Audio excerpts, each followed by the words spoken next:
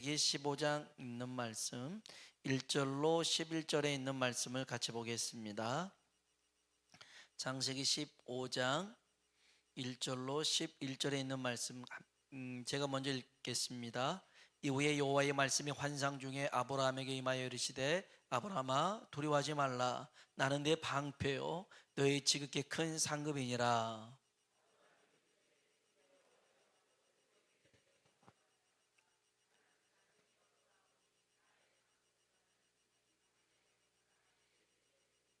아브라함이 또 이르되 주께서 내게 씨를 주지 아니하셨으니 내 집에서 길린 자가 내 상속자가 될 것이니이다.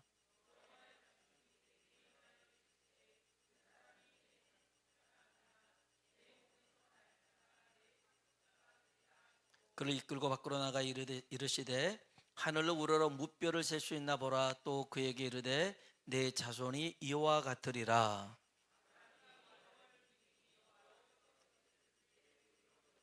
또 그에게 이르시되 나는 이 땅을 내게 주어 소유를 삼게 하려고 너를 갈대아인의 우리에서 이끌어낸 여호와니라.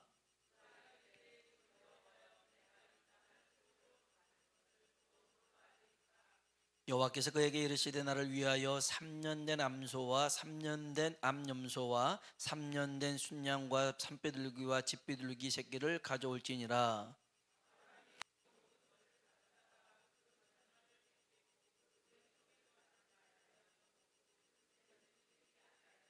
같이요. 솔개가 그 사체 위에 내릴 때에는 아브라함이 쫓았더라. 아멘. 우리 한번 인사합시다. 하나님의 은혜가 당신에게 임하기를 원합니다. 하나님의 은혜가 당신에게 임하기를 원합니다. 한 번 더 하나님이 당신에게 복 주시기를 원합니다. 하나님이 당신에게 복 주시기를 원합니다. 아멘. 하나님의 은혜 가운데 또 순종해서 놀라운 일들을 경험할 때가 있습니다. 기적을 행할 때가 있어요. 그것이 하나님의 능력이라는 걸 압니다. 그런데 막상 그 일 한복판에 들어갔을 때는 이게 뭐지? 내가 왜 여기 있지? 할 때가 있어요. 아브라함이 그랬어요. 젓가락을 구원하기 위해서 그 전쟁에 참전해가지고 그 연합군을 무찔렀어요. 318명 집에서 길리운 사람들 그리고 동맹했던 아므넬의 형제들하고 같이 싸워서 이겼는데 이긴 게 끝이 아니었어요. 어머나, 얘네들이 이제는 연합해가지고 나를 공격해 오면 어떡하지? 우리 집은 몇몇 사람도 없는데 어떡하지? 이런 생각을 할 때가 있었어요. 그래서 두려웠어요. 하나님 말씀대로 하긴 했는데 그 다음이 두려웠던 이 아브라함에게 오늘 본문에 보면 하나님이 찾아왔어서 하신 말씀이 있어요. 우리 한번 1절 말씀 다시 한번 읽어보겠습니다. 이후에 여호와의 말씀이 환상 중에 아브라함에게 임하여 이르시되 아브라함아 두려워하지 말라 나는 내 방패요 너의 지극히 큰 상급이니라. 아멘. 두려워하지 말라 나는 내 방패란다. 무슨 말이에요? 내가 너 보호할 거야. 내가 너 숨겨줄 거야. 그러니 안심하라는 겁니다. 그러면서 나는 너의 지극히 큰 상급이란다. 이 말은 나는 너의 지극히 큰 선물이라는 것입니다. 여러분, 하나님은 아브라함에게 선물 같은 존재였습니다. 오늘 저와 여러분에게도 하나님이 선물이 되길 주의 이름으로 축복합니다. 이제는 그 하나님이 마치 멀리 계신 하나님이 아니라 가까워졌어요. 이 일 속에서 더 가까워졌어요. 우리도 그러잖아요. 어떤 사람하고 막연하게 알고 있다가 같이 일을 하면서 더 친해지기도 하잖아요. 밥을 먹고 잠을 자고 하면서 더 친해지잖아요. 이 일 속에서 이 아브라함은 하나님과 더 친해졌어요. 요한복음 20장 38절에 보면 사도 요한이 요한복음을 기록한 목적을 써요. 두 가지였어요. 첫 번째, 하나는 예수님이 하나님의 아들 그리스도임을 믿게 하는 것이다.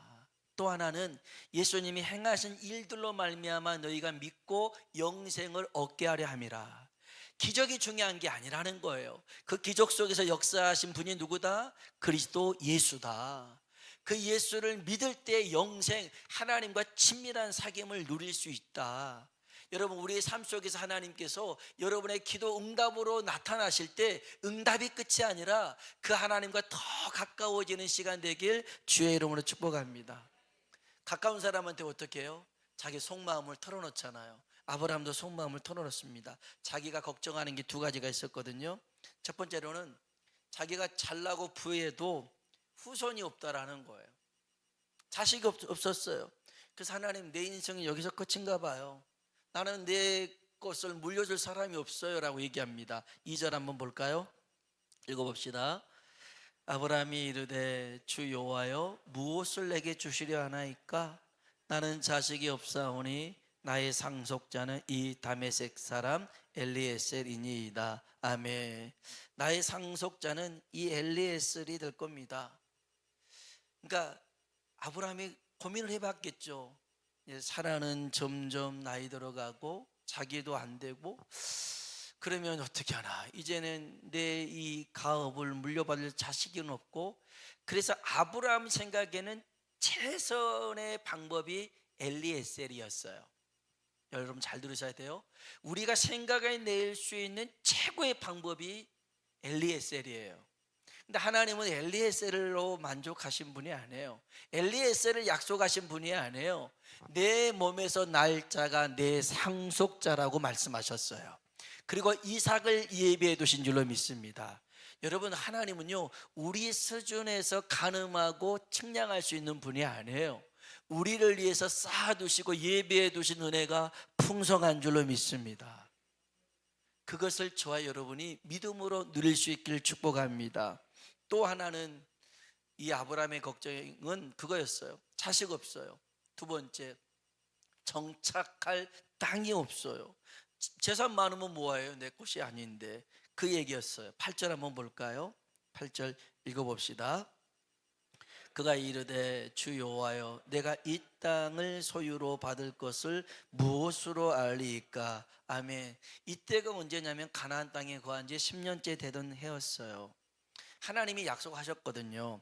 내가 가나안 땅 주겠다, 큰 민족 이루겠다. 10년 기다렸는데 달라진 게 별로 없어요. 여러분, 기도 10년 했는데 그 기도 응답 안 되면 어떻게 하겠어요? 실망하잖아요. 낙심할 수 있잖아요. 여전히 변하지 않는 환경 속에 주눅들 수 있잖아요. 그래서 생각했던 게 뭐냐면, 내 몸에서 날짜가 어디 있겠어요. 그냥 얘나 잘 됐으면 좋겠어요. 상속자는 그냥 엘리에셀만 잘 됐으면 좋겠어 했는데, 하나님 분명히 약속을 4절에 이렇게 하십니다. 4절 읽어봅시다. 여호와의 말씀이 그에게 임하여 이르시되 그 사람이 내 상속자가 아니라, 아멘. 여러분, 하나님의 생각은 우리의 생각과 다릅니다. 헤아릴 수가 없어요. 예측할 수 없는 줄로 믿습니다. 여러분, 그래서 제발 부탁인데, 여러분의 생각의 최선이 진짜가 아니에요. 그걸로 만족하며 살지 말라는 거예요. 하나님 앞에 나아가 부르짖길 주의 이름으로 축복합니다. 한나에게 엘가라는 남편이 얼마나 잘해줬는지 몰라요. 지극정성을 해줬어요. 물 떠달라고 하면 물 떠다 주고, 그냥 다 씻겨주고, 뭐 다 했어요. 그러면서 위로해주고. 그런데 그걸로 만족할 수가 없는 거예요. 한나는 그것이 아니었어요. 하나님, 저도 자식을 주십시오. 내가 하나님 앞에 드리겠습니다. 아마 엘가나의 사랑이 멈춰버렸다면 사무엘은 나타나질 않아요. 그러나 하나님이 주실 축복을 바라보면서 구했을 때 하나님이 사무엘을 선물로 주신 줄로 믿습니다. 여러분, 하나님은 가장 좋은 것을 우리에게 채워주시는 분인 줄로 믿습니다. 하나님께서 말씀으로만이 아니라 시청과 교육을 보여준 거죠. 아브라함아, 나 좀 따라와 볼래? 밤이었어요. 하늘 봐라. 이 별들 너가 셀 수 있겠니? 아니요, 못 세겠습니다. 네 자손이 이렇게 될 거야 라고 말씀합니다. 자식이 하나도 없는데 네 자식이 이렇게 많을 거야. 말 같은 소리입니까? 말도 안 되는 소리죠. 그런데 이 말도 안 되는 소리의 아브라함은, 우리 한번 성경 볼까요? 5절 6절입니다. 그를 이끌고 밖으로 나가 이르시되 하늘을 우러러 무뼈를 셀 수 있나 보라. 또 그에게 이르시되 내 자손이 이와 같으리라. 아브라함이 여호와를 믿으니 여호와께서 이를 그의 의로 여기시고. 아멘. 한번 따라 합시다. 아브라함이 여호와를 믿으니. 아멘. 하나님의 약속을 믿었다는 거예요. 하나님의 약속을 믿는 것은 하나님을 믿는 거잖아요. 하나님을 믿기 때문에 그 약속에 아멘할 수 있었던 거예요. 지금 당장은 변한 게 없어도 하나님이 말씀하셨으니까, 전지전능하신 하나님이 말씀하셨으니까 될 줄로 믿습니다. 그러니까 하나님이 더 좋다, 너 좋다, 네 믿음 참 좋다 라고 의롭게 인정해 주셨더라는 것입니다. 따라합시다. 믿음은 약속에 대한 반응이다. 아멘. 여러분들이 하나님의 약속에 대해서 온전하게 신뢰할 수 있길 주의 이름으로 축복합니다. 하나님이 그렇다고 말씀하시면 내 생각은 아닌 것 같은데 그러더라도 아멘 하는 것입니다. 왜요? 하나님은 언제나 옳기 때문에 그런 줄로 믿습니다. 하나님이 또한 이 아브라함에게 그럽니다. 지금 너 서 있는 땅을 내게 줄 거야. 7절에 보면 또 그에게 이르시되 나는 이 땅을 내게 주어 소유를 삼게 하려고 너를 갈대아인의 우리에서 이끌어낸 여호와니라 그랬어요. 그러면 아브라함이 그래요. 내 자식 하늘의 별처럼 많게 해주신다고 했잖아요. 그럼 이 땅을 내 거로 주신다고 하신 그 약속은 뭘까요? 라고 한 게 8절이에요.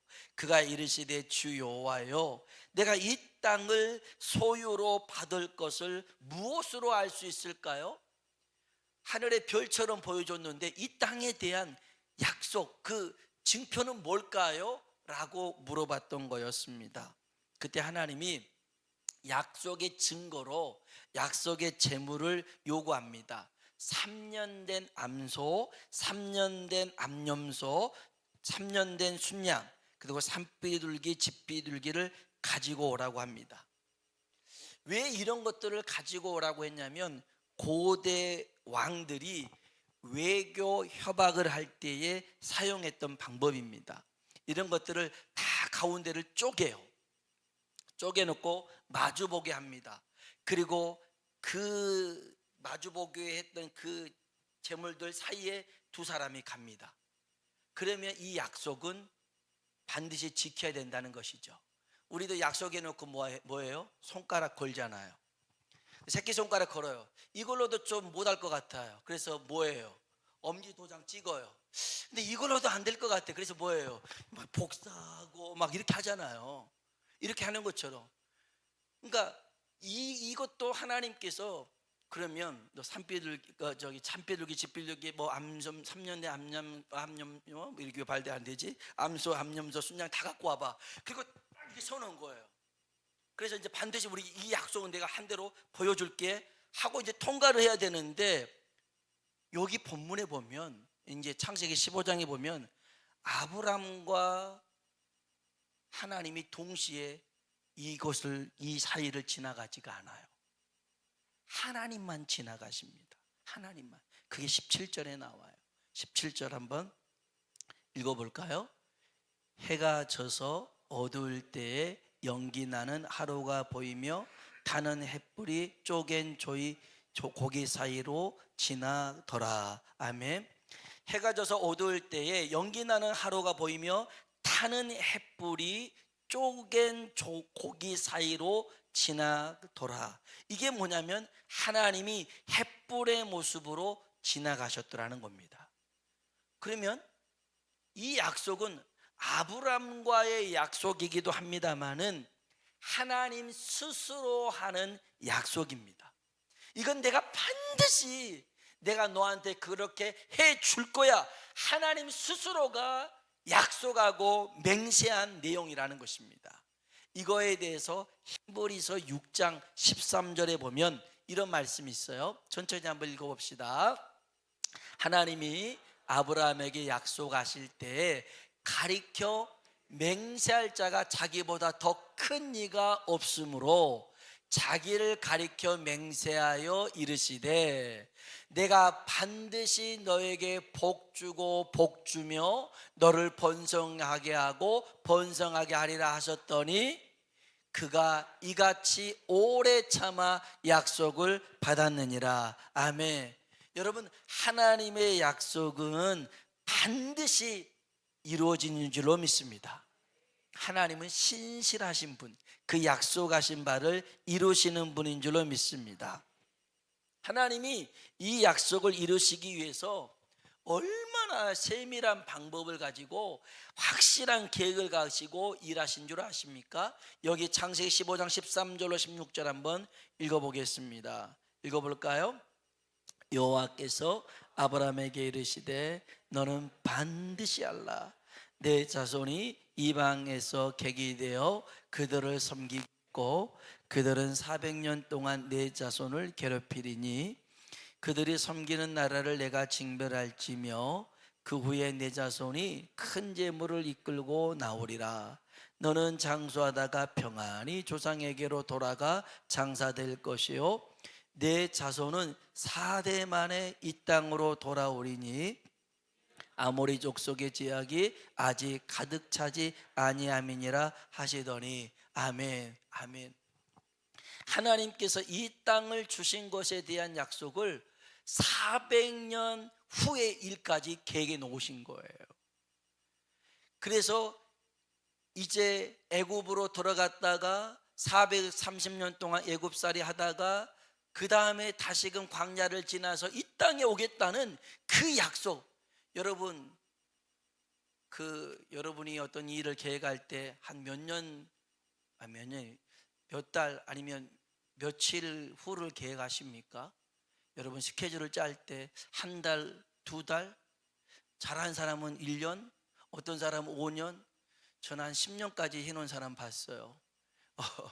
그 현대자동차 이제 그 회계부에 있었던 그 집사님이셨는데, 와, 이분 다이어리는 쫙 처음부터 끝까지 다 쳐져 있는데, 그래서 그 달달맞이 돈 얼마 나갈 것까지 다 세상에 이런 사람도 있구나 할 정도였어요. 백하게 모든 계획을 다 짜놓은 사람이더라고요. 속으로 이러다가 아프면 어떡하려고, 여기다 문제 있으면 어떡하려고. 근데 굉장히 짜게 냈어요. 근데 여러분, 하나님은요 무려 400년 후의 일까지 계획을 한 겁니다. 바둑 두는 사람이요 세수만 앞에 봐도요 잘 두는 겁니다. 그런데 열수 백수, 세상에 여러분 400년 후의 일을 여러분 알겠습니까? 우린 당장 내일 일도 모르잖아요. 그런데 하나님이 400년 후의 일을 계획해 놓으시고 내가 이 땅을 내 후손에게 줄 거야 약속하셨어요. 이 말씀 중에 하나님이 어쩌면 우연찮게 그렇게 될 수도 있을 거야 라고 하지 않아요. 여기 13절에 너는 반드시 알라 라고 말씀하셔요. 하나님께서 한 채 오차도 없이 그 모든 것들을 이루시겠다라는 것이죠. 여러분, 하나님의 약속을 신뢰하는 믿음의 사람 되길 주의 이름으로 축복합니다. 여러분이 아무리 똑똑해도 아무리 영리해도요 하나님을 능가할 수가 없어요. 여러분의 믿음을 크게 키우기 원한다면 하나님을 먼저 크게 바라보시길 축복합니다. 여러분이 하나님을 크게 바라보면 우리에게 큰 일을 이루실 줄로 믿습니다. 그래서 하나님께서 이런 약속을 하십니다. 아브라함이 약속의 단을 준비해 놓고 이제 기다리면서 했던 게 한 가지가 있어요. 여러분, 이게 주의를 해야 됩니다. 11절입니다. 11절. 먼저 10절 한번 볼까요? 10절 읽어봅시다. 아브라함이 그 모든 것을 가져다가 그 중간을 쪼개고 그 쪼갠 것을 마주 대하여 놓고 그 새는 쪼개지 아니하였으며, 다 준비해 놨어요. 다 준비해 놓고 했던 일은 11절입니다. 솔개가 그 사체 위에 내릴 때에는 아브라함이 쫓았더라. 아멘. 솔개가 와서 그 짐승 먹으려고 할 때는 쫓아버렸어요. 쫓아버렸습니다. 만일 솔개가 와서 그 재물을 가져가 버리면 하나님과의 약속을 이룰 수가 없는 것이죠.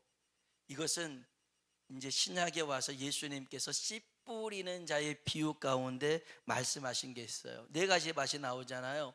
길가밭이 나오고 돌짝밭이 나오고 가시밭이 나오고 옥토밭이 나오잖아요. 자, 길가에 씨가 뿌려졌어요. 그러더니 어떻게 돼요? 뭐가 와서 먹어버려요? 새가 와서 먹어버렸어요. 그러니까 그 말씀, 그 씨를 가져가 버리니까 열매 맺을 수가 없어요. 여러분, 그래서 예배 때는요, 말씀 들을 때는요, 제발 말씀에만 집중해야 돼요. 주차해 놓은 거 이게 딱지 뜯으려나 안 뜯으려나 막 이런 생각들. 끝나고는 내가 밥을 먹어야 되나 안 먹어야 되나, 저녁을 안 먹고 왔는데, 이런 생각 하지 마세요. 그냥 말씀에만 집중하면 되는 거예요. 근데 자꾸만 잡생각이 들어와서 그 말씀을 못 듣게 만들어 버린 거예요. 저도요, 성경을 읽고 있는데 옆에서 누가 무슨 말 하잖아요. 그러면 희한하게 읽고 있는 줄을 또 읽고 있고 또 읽고 있고, 이게 내게 안 들어온 거예요. 안 들어온 거예요. 집중해서 읽어야 되는데, 여러분, 이건 굉장히 중요한 의미가 있어요. 여러분, 하나님 말씀을 다른 것에 빼앗겨서는 안 되는 거예요. 특별히 여러분, 말씀이 없이 그 땅이 품으면 무슨 열매가 맺겠습니까? 씨가 없는데. 여러분, 그래서 하나님 말씀을 귀히 여기고 그것을 꼭 붙들고 나아갈 수 있길 주의 이름으로 축복합니다. 여러분, 하나님의 약속은 반드시 이루어지는 줄로 믿습니다. 어떤 초등학생이 이제 학교를 갔다 왔어요. 근데 갔다 오면서 편지를 하나 들고 왔어요. 엄마, 선생님이 이거 엄마 갖다 주래. 꼭 엄마 갖다 주래. 나 보면 안 된대. 엄마 갖다 주래. 그런 말 하면 뺏어 볼 것 같은데 넌 보지 말고 엄마 갖다 줘 그러면 궁금하잖아요. 그런데 이 아이는 엄마를 갖다 줬어요. 근데 선생님이 쓴 편지가 있었어요. 편지의 내용은 이거였어요. 편지를 읽다 보니까 이걸 읽으면서 엄마가 눈물을 흘렸던 거였어요. 그리고 큰 소리로 이렇게 아이에게 일러줍니다. 당신의 아들은 천재입니다. 우리 학교는 너무 작아서 당신 아들을 교육시킬 만한 좋은 교사가 없습니다. 아이를 당신이 직접 교육시키십시오. 그 뒤로 이 엄마가 이 아이를 잘 교육시킵니다. 시간이 오랜 세월이 흘렀습니다. 이 아이 어머니가 돌아가셨죠. 이 아이는 잘 컸어요. 그 시대의 위대한 발명가가 됐어요. 토마스 에디슨이에요. 토마스 에디슨. 그래서 이 에디슨이 이제 어머니 돌아가시고 난 다음에 유품들을 다 정리하고 또 오래된 책상 서랍을 정리하다 보니까 편지 한 통이 있었어요. 그 편지 보니까 그 자기 초등학교 때 선생님이 쓴 편지였어요. 그래서 그 편지 내용을 읽어봤어요. 편지에는 이렇게 적혀 있었어요. 당신 아들은 지적 장애가 있어서 당신 아들과 같이, 다른 아이들과 같이 가르칠 수가 없어요. 더 이상 학교에 나오지 않아도 됩니다. 이런 편지를 선생님이 쓴 거였어요. 네 아들 지적 장애 있으니까 다른 애들하고 같이 공부 못 시켜, 네가 시켜, 이런 거였어요. 근데 그 엄마는 그 편지를 가지고 당신의 아들은 천재입니다. 우리 학교는 너무 작아서 당신 아들을 교육시킬 만한 좋은 교사가 없습니다. 그러니 아이를 당신이 직접 교육시키십시오. 그런 거예요. 이 편지를 보니까 이 에디슨이 얼마나 마음이 아픈지 몰라요. 그리고 그 어머니를 생각하니까 너무 감사하잖아요. 너무 고맙잖아요. 몇 시간을 울었어요. 울고 난 다음에 자기 일기장에 이렇게 썼어요. 토마스 에디슨은 지적 장애가 있는 아이였지만 어머니는 그를 세기의 천재로 만들었다. 여러분, 오늘 우리들에게 마치 그 초등학교 다니는 에디슨이 지적 장애라고 무시하고 따돌림 당해도 상관없어요.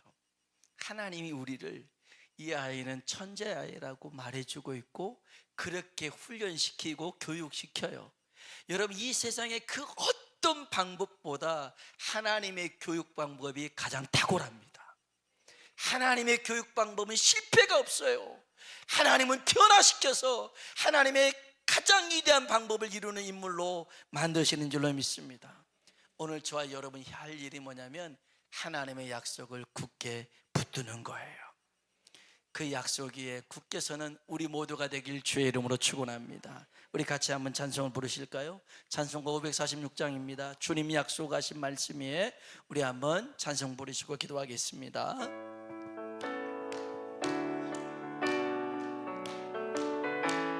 주님 약속하신 말씀 위에서, 주님 약속하신 말씀 위에서 영원토록 주를 찬송하 할렐루야. 소리 높여 주께 영광 돌리며 약속 믿고 굳게 서리라.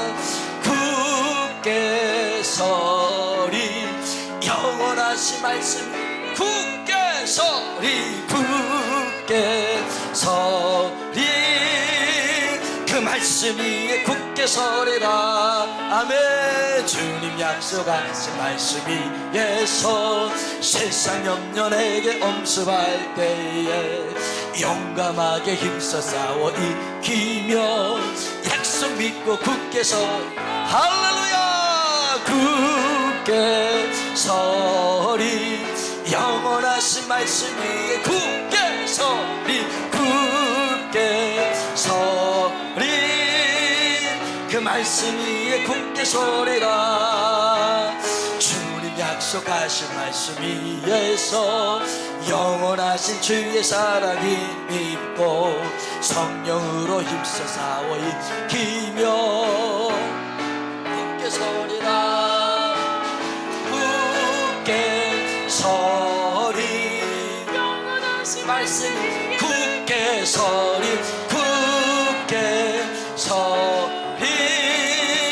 그 말씀 위에 굳게 서리라. 주님 약속, 주님 약속하신 말씀, 성령 인도하는 대로 할렐루야. 주님 품에 항상 안식 얻으며 약속 믿고 굳게 서 아멘 아멘. 굳게 서리, 영원하신 말씀 위에 굳게 서리, 굳게 서리. 그 말씀 3절입니다. 주님 약속하신 말씀 위에서, 약속하신 말씀 영원하신